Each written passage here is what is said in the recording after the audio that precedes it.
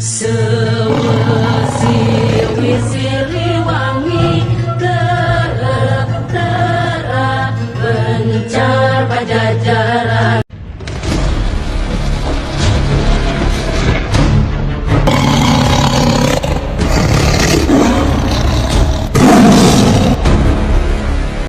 Selayaknya lah manusia yang beriman wajib mempercayai hal yang bersifat gaib atau tak kasat mata. Karena Allah tidaklah menciptakan manusia, malaikat, dan jin melainkan untuk beribadah kepada Allah. Malaikat dan jin merupakan makhluk gaib yang tak kasat mata. Sang Hyang adalah istilah dalam kepercayaan Kapitayan, Kejawen, Wiwitan, maupun Gamatirta.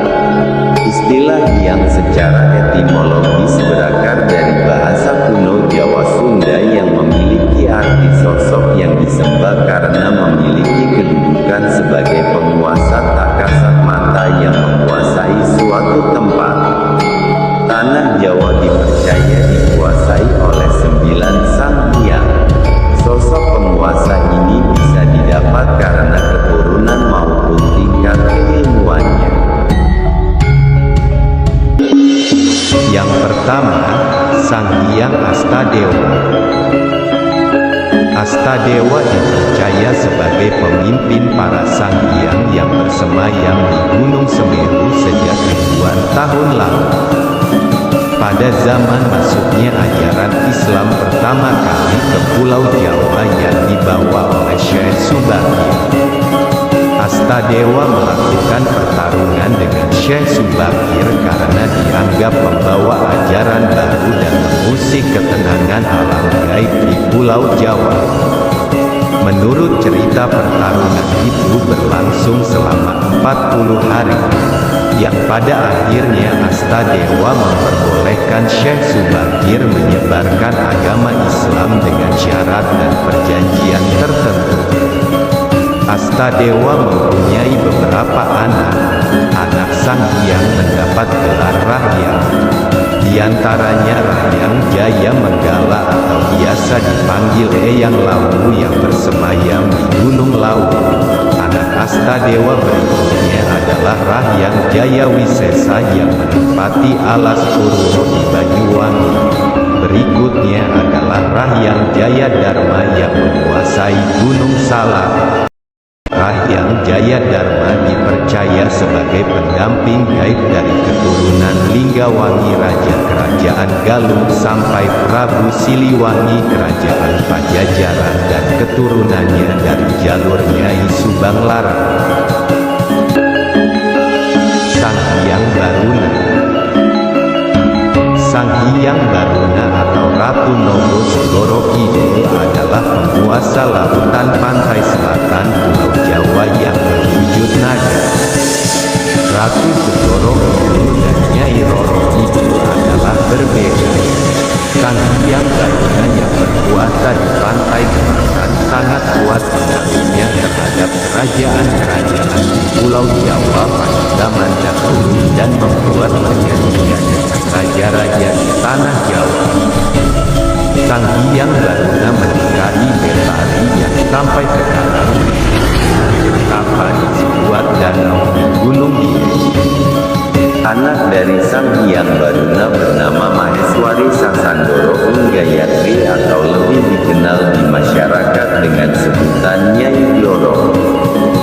Sang Hyang Baruna juga mempunyai anak angkat. Mitos yang beredar di masyarakat percaya dan menyebutnya dengan nama Dewi Lanjar yang mempunyai tugas menjaga pesisir utara Pulau Jawa.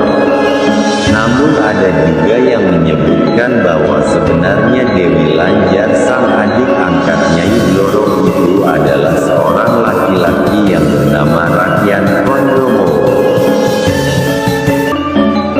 Ketiga, Sang Hyang Lodaya. Sang Hyang Lodaya memiliki nama asli Pangeran Lalaroga Kusuma Hiraga. Ini mempunyai keilmuan harimau atau macan yang dalam bahasa Sunda adalah maut. Pada awalnya Sang Hyang Lodaya bersemayam di Gunung Patuha. Pada suatu cerita datanglah pasukan jin muslim dari Laut Merah yang dipimpin oleh Syekh Hashim Bahadur ke tanah Jawa dan menduduki wilayah Ujung Kulon, Jawa Barat. Para Sang Hyang Pulau Jawa yang merasa terusik lalu mengutus Sang Hyang Lodaya untuk bertarung dan mengusir pasukan Laut Merah tersebut. Akhirnya terjadilah pertarungan antara Sang Hyang Lodaya dengan Syekh Hashim Bahadur. Dalam pertempuran itu Sang Hyang Lodaya dapat dikalahkan oleh Syekh Hashim Bahadur. Hal itu membuat Sang Hyang Lodaya akhirnya memeluk agama Islam menjadi Muslim. Mengetahui telah Muslimnya Sang Hyang Lodaya membuat para Sang Hyang murka. Akhirnya Sang Hyang Astadewa mengutus Sang Hyang Brajadharma untuk karena dianggap sudah berbeda ajaran. Maka terjadilah pertarungan antara Sang Hyang Lodaya dengan Sang Hyang Brajadharma. Pertarungan antara mereka sangat dahsyat hingga memporak-porandakan alam sekitar hingga membuat Gunung Patuha meletus. Untuk menghindari perselisihan yang berlarut akhirnya Sang Hyang Lodaya pergi meninggalkan Gunung Patuha. Dalam perpindahannya Sang Hyang Lodaya sempat tinggal di hutan Sancang, namun pada akhirnya Sang Hyang Lodaya membuat istana di Gunung Ciremai. Sang Hyang Lodaya adalah pemimpin pasukan Maung dan menjadi panglima perangai Prabu Siliwangi di tanah Pajajaran. Keempat, Sang Hyang Brajadharma. Sang Hyang Brajadharma adalah Sang Hyang yang memiliki keilmuan mengendalikan petir. Brajadharma bersemayam di Gunung Galunggung dan ikut mengayomi kebataraan atau Keresian Galunggung yang akhirnya berubah menjadi kerajaan di Tatar Pasundan. Sang Hyang Brajadharma juga yang mengasuh dan mendidik Rahyang Jayadharma yang sejak kecil dititipkan oleh Sang Hyang Astadewa. Kelima, Sang Hyang Agni Bagaswara. Sang Hyang Agni Bagaswara adalah Sang Hyang yang memiliki keilmuan unsur api. Sang Hyang Agni Bagaswara juga pembuat senjata atau pusaka gaib. Sang Hyang Agni lebih sering bersemayam di Gunung Raung. Keenam, Sang Hyang Antari Kusuma. Sang Hyang Antari Kusuma bertempat di Gunung Bromo.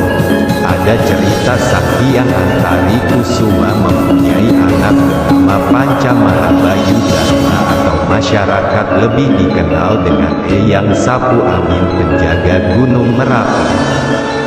Ketujuh, Sang Hyang Anangjaya. Sang Hyang Anangjaya dahulunya lebih sering berada di Gunung Raung. Sang Hyang Anangjaya mempunyai keilmuan berwujud Wanaraseta atau kera putih. Untuk meningkatkan tingkat keilmuannya, Sang Hyang Anangjaya melakukan tapa brata di Gunung Meru, India. Kedelapan, Sang Hyang Anantasena. Kesembilan, Sang Hyang Suryadivaseha. Sesuai namanya, Sang Hyang Suryadivaseha mempunyai keilmuan unsur matahari. Sang Hyang Suryadivaseha tinggal dan berkuasa di Gunung Agung, Bali.